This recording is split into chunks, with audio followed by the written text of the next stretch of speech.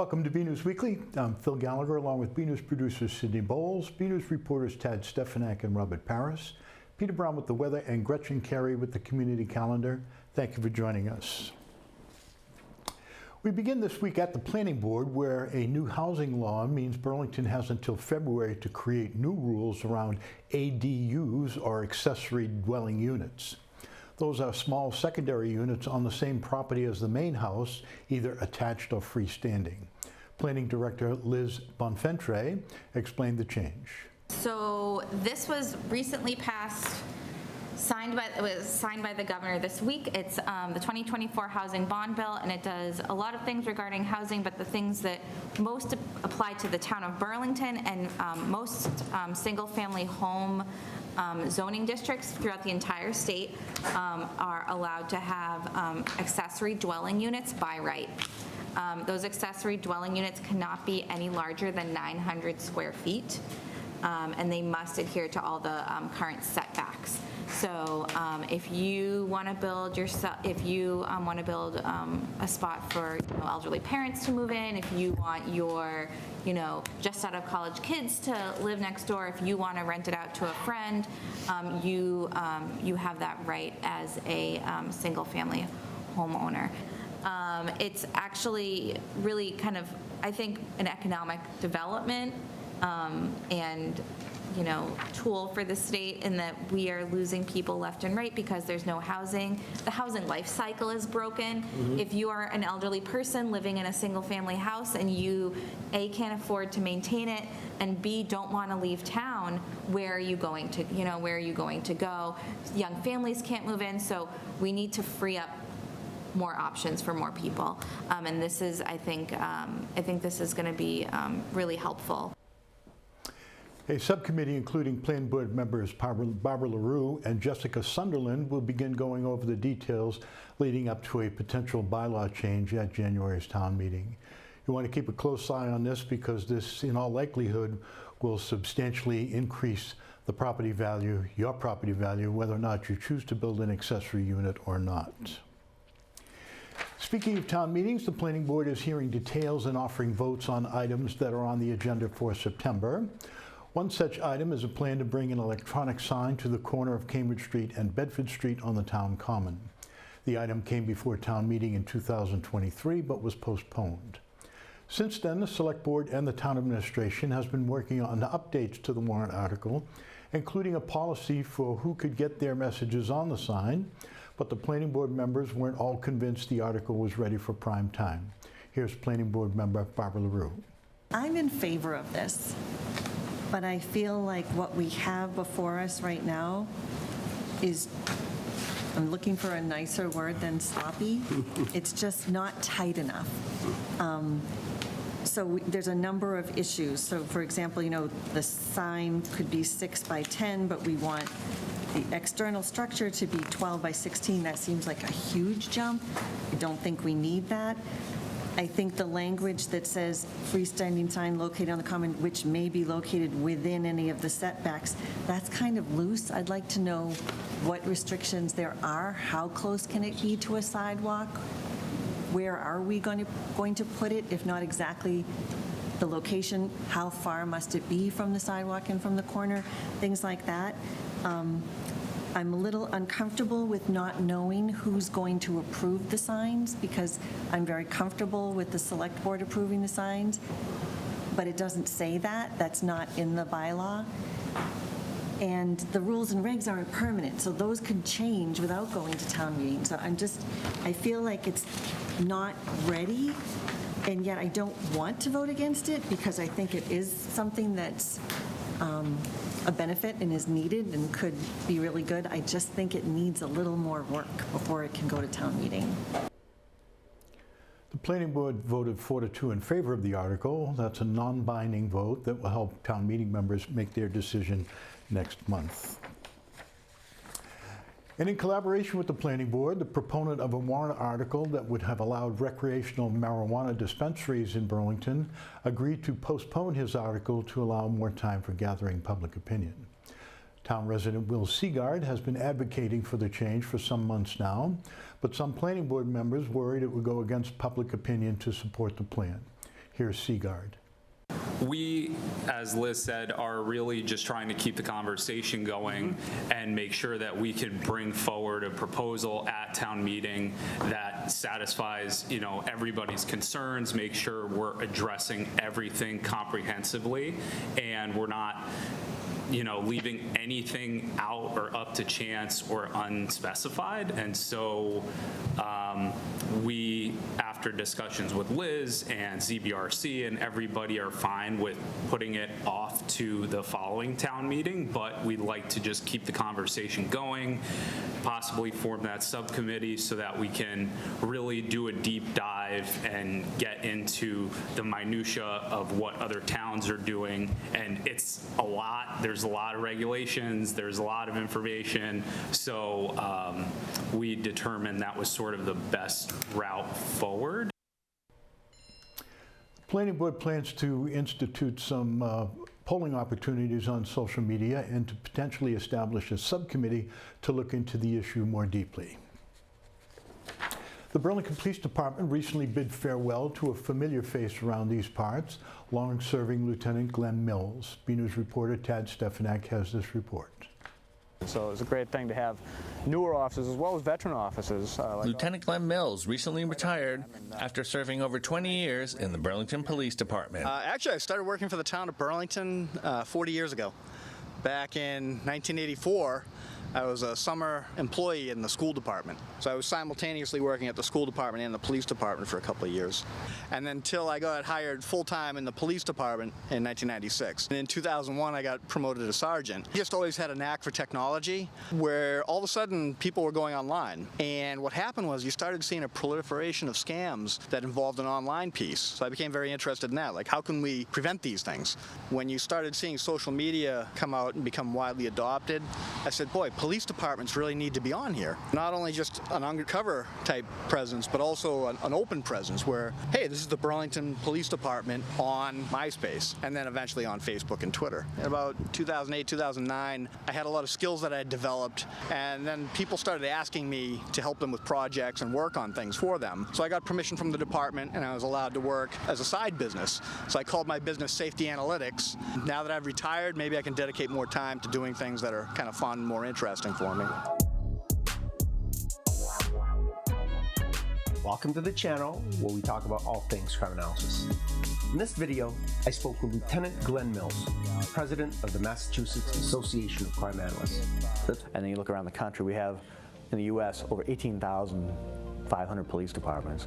Why can't we share more of this information? Why can't we share software? Why can't we share training? Shoot it! Shoot the cop! Go for the head! Drop the weapon! Our department, we're really fortunate. We do more training than anybody in the area. We got to do some unique things. We got a simulator here. Drop it now! The 180-degree simulator. I just had an article. I sent it to Police One, and they just published it. And it was how we used our simulator as a community policing tool, which is sort of a unique take on how you use these training simulators. So it's not just a shoot, don't shoot system. It's more of a de-escalation training and also a community policing tool. You don't want to be reactive in policing. You can't just run around and try to put out fires after they happen. I do really believe that we can do a lot of things proactively to make sure things don't happen in Burlington. My whole career was about trying to keep bad things from happening in the first place, and then once they did, doing the best job you can of providing the best service that you can. Just really appreciated working with all the people in Burlington. I've got to work with a lot of town agencies over the years. So many great people that work for the town, and I think a lot of our residents maybe don't know that. You see the police department all the time. We're the most visible, but there are a lot of people behind the scenes doing a lot of great work in Burlington. And then just having the opportunity to work with the residents here as well. And the businesses, our business community is second to none. They were really receptive to a lot of training that we delivered to them and good partnerships that we had formed over the years. We wish all the best to Lieutenant Glenn Mills in his retirement and his future endeavors. I'm BNews reporter Tad Stefanak. Developers at Nordblom have cut the ribbon on a new pickleball courts open to the public between 3rd and 4th Avenue. Here's Sydney Bowles with more. The pickleball court's grand opening was bustling with live music, food trucks, and cornhole. But the main attraction, of course, was the game. Pickleball's amazing, first of all, but the best part of pickleball is that anyone, any age, any gender, any ability, any mobility, any background can learn the game within an hour and play harmoniously with a group. It's the culmination of a lot of work for Nordblom. The pickleball courts have been a work in progress for just under a year now, so we're very excited to have it all done.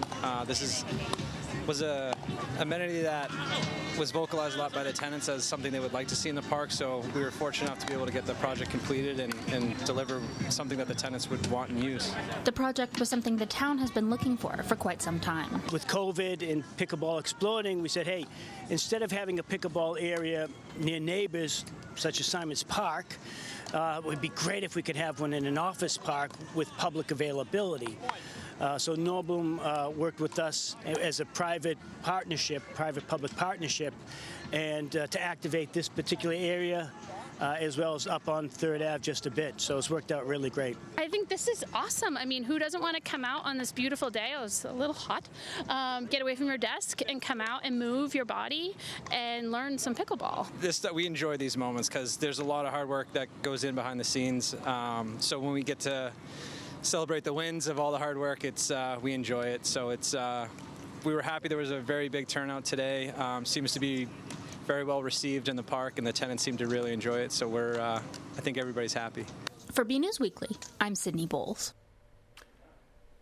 Families gathered at the Burlington Public Library recently for a communal art project made out of nothing but straws and wire. BNews reporter Sydney Bowles again. It didn't take long for Burlington families to turn this and this into a three-dimensional modular piece of art. This sculpture is actually based on a modular technique. We can make like a very small unit, and then we can expand it unlimitedly. Tonight we're using straws and wires, and then every family is making the unit, one unit, and then at the end of the night we're going to attach them together to make a community sculpture. Participants quickly got the hang of it. It's very interesting. I think it's like something where it's like so simple, and then when it comes together, it can be really cool. It's also very sometimes complicated to figure out which pieces, where you tie it up, where you put it. But once you start it, I think you get the hang of it. Like making the triangles and stuff, it's been hard at first, but like now it's really easy for me.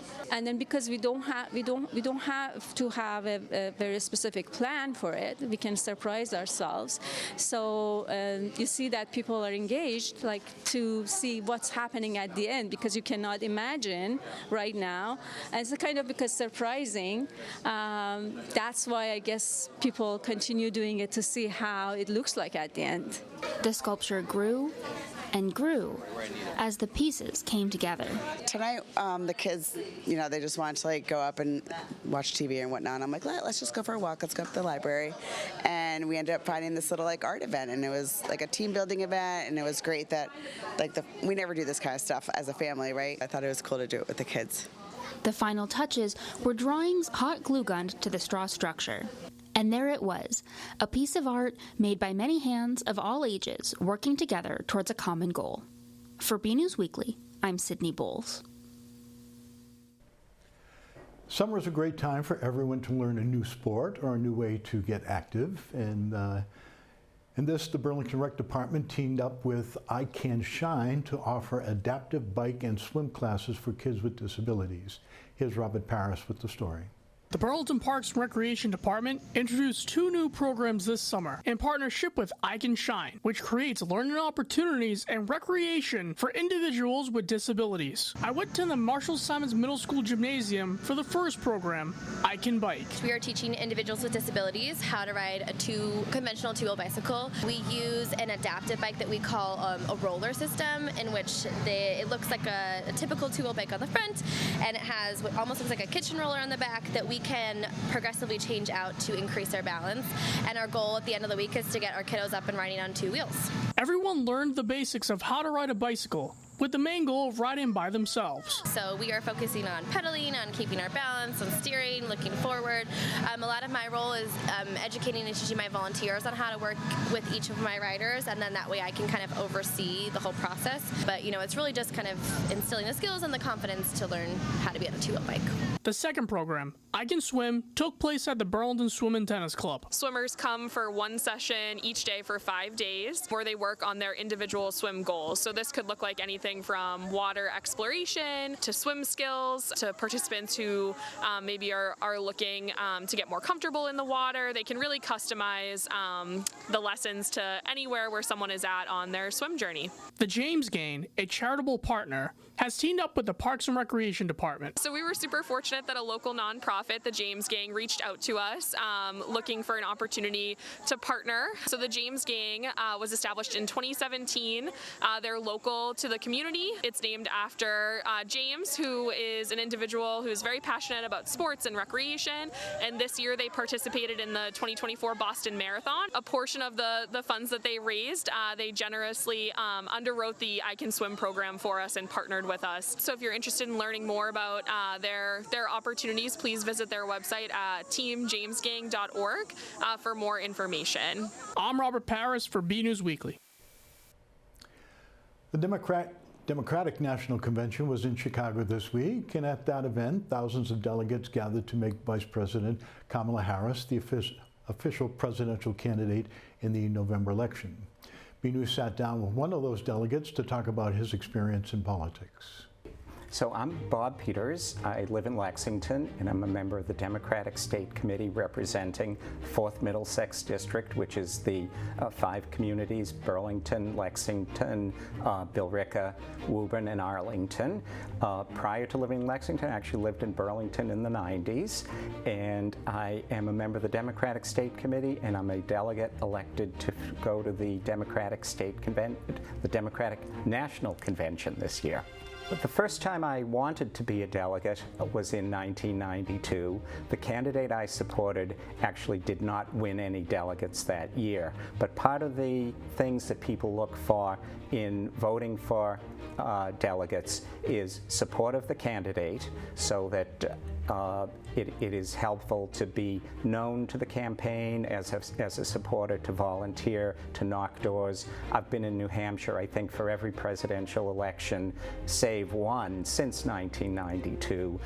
I think it's both a great honor to be elected to go to the convention, and it's also an incredibly exciting time. This year especially, where we have a new candidate who has only been in the race for three and a half weeks.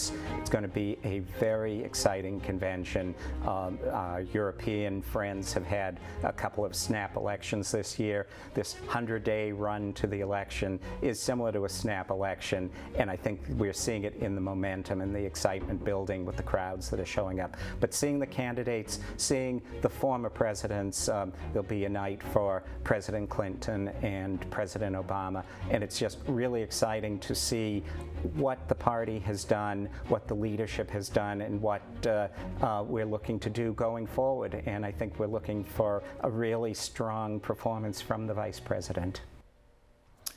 Leahy Hospital and Medical Center has received top marks from the Centers for Medicare and Medicaid Services in its annual quality and safety assessment. Less than 10% of hospitals earn that 5-star ranking, and it's the second consecutive year earning the top mark for Leahy. Congratulations, Leahy, on this achievement. The Burlington Volunteer Reserve Corps is a group of working and retired nurses, doctors, dentists, administrators, and other community members who volunteer their time to support public health. And they're holding a quarterly meeting to inform the public on their operations and help more people get involved. Mark your calendars.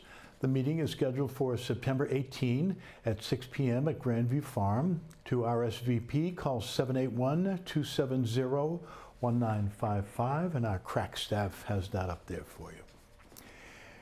As town meeting prepares to decide this September whether or not to fund a new Fox Hill Elementary School, Robert Fahey over at the blog Burlington Retro is looking back at the school's beginning. It's Burlington Retro Remixed.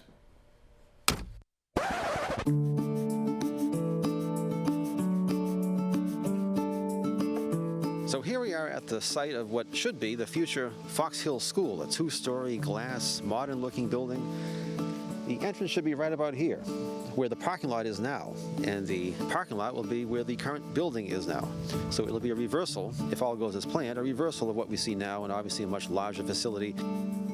The Wildwood School was torn down a few years ago, and there is no record that it ever existed besides one photo on my website, which I got only because the Presbyterian Church initially used that school as their headquarters before their building was built. Besides that, there would be no record that it ever existed. And I decided I'm not going to let this suffer the same fate. I'm going to make sure I record this, so while it's here, I'm going to do a walkthrough video. And while I was in there, the people at the desk had an old scrapbook from back at the very early days of the school. And I photographed every page of it and stuck it on the internet, so it can't be thrown away or lost or flooded or, oh, where'd that box go? Or none of that. There it is. So it'll stay there permanently.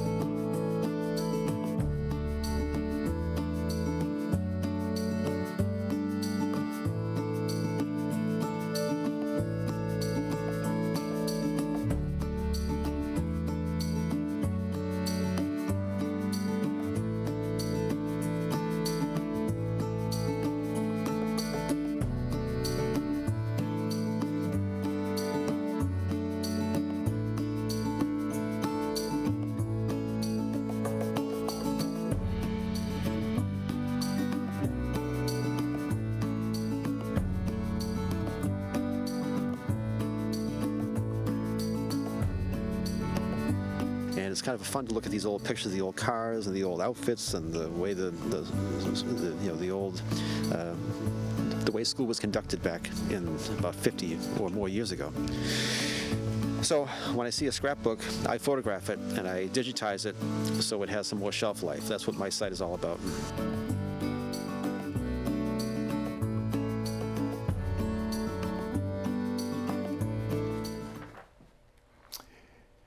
And it's the final week of our 5-week series introducing you to the new sculptures at the Burlington Sculpture Park.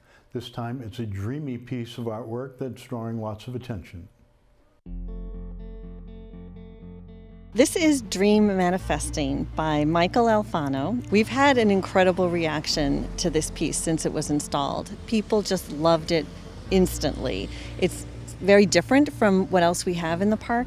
The artist said he sees this as a child's face looking upward, questioning and dreaming of a world to be. And he says it speaks to bringing imagination and intentions to fruition. It's always fresh and exciting, and there's always something new to see at the Sculpture Park. Now let's turn to Peter Brown for a look at the weather, and stay tuned for your community calendar with Gretchen Carey.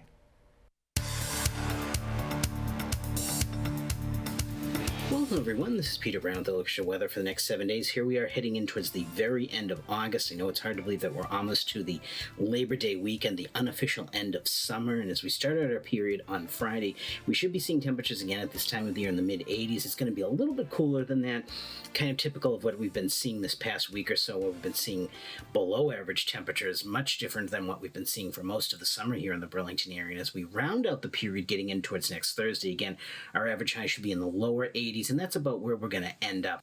So as we go ahead, let's take a look what the Climate Prediction Center is calling for us in terms of temperatures and precipitation over the next 7 to 10 days. And looking at our temperature map, they're calling for us to have a slight chance of above average temperatures. I'm seeing that, especially this weekend and maybe as we get towards the tail end of next week. Looks like in the middle of the week we may see a little bit of showery conditions out there, keeping our temperatures cooler with the wind coming in off of the ocean. And looking at our precipitation chances, they're calling for us to have below average precipitation. We'll have to keep an eye on that. Again, looks like we might have a pesky weak low pressure center moving to the south of New England as we start out the work week. We're going to see how much rain that's going to bring us. Doesn't look like anything heavy, but definitely doesn't look like it's going to be wall-to-wall sunshine as you start out our work week next week. So as we go ahead, let's take a look at those 7 days of weather coming up. And again, starting our period, looks like we're going to have a really nice weekend coming up. Temperatures in the mid-80s, very pleasant out there. As we get into Sunday, we're going to be seeing that chance of maybe some more showery conditions coming in, a little bit more humid, temperatures in the mid-80s, and then we're going to keep that unsettled weather perhaps with us as we get in towards actually the end of the period. Again, doesn't look like any solid rain out there, just spotty chances of rain and thunderstorms as we think a pesky small low pressure center will be moving to the south and southeast of New England. Again, nothing to wash out your week, and temperatures staying a little bit again below average as we start out the work week. Temperatures staying in the 70s, and thereafter looks like when we get into Thursday, looks like our temperature is going to boost up into the mid 80s, and that's going to be ahead of what looks like we could be having as we go into the Labor Day weekend, a pretty strong cold front coming through the area that may knock our temperatures down briefly. So it looks like some cooler weather coming ahead. We should be expecting that as we head in towards September, but we still have some great summer weather left to go. So everyone, get out there, enjoy the weather, and have a great week.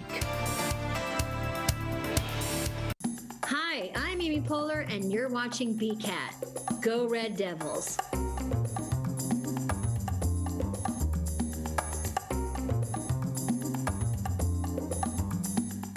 Hey everyone, I'm Gretchen Carey, and this is your Community Calendar. On August 31st, from 10 a.m. to 12 p.m., the Indian Americans for Burlington will be having an event at the Sculpture Park, showcasing the rich culture, heritage, creativity, and innovation of Indian artists. Everyone is welcome to the event. On September 4th, from 5 to 7 p.m., the Burlington Council on Aging will be having an open house and art show. Enjoy refreshments and light snacks while admiring the talent of the Burlington Council on Aging senior artists. On September 10th through the 12th, the Burlington Parks and Recreation Department will be having a trip to Bar Harbor and Acadia National Park in Maine. Pre-registration is required. To register, go to the Recreation website. For more community calendar events, go to bcattv.org, burlingtonpubliclibrary.org, and burlingtonrecreation.org. I'm Gretchen Carey, and that was your Community Calendar. And as we do each week, we're finishing up with a photo sent in by a member of the community. Marcy Rose sent us one in. She says she thinks the red hue is because of the wildfires up in Canada. Thank you, Marcy. If you have a photo you'd like to see featured here, email it to us at bcat@bcattv.org with the subject line Photo of the Week. That's it for our program this week. Thank you for tuning in. One last promotion for this week. On Saturday, August 31, you can stop by the Sculpture Park for an exhibition of Indian art from the Indian Americans for Burlington group. There's even a free craft project for kids, and that's at 10 a.m. I'm Phil Gallagher. Thank you for watching. See you again back here next week.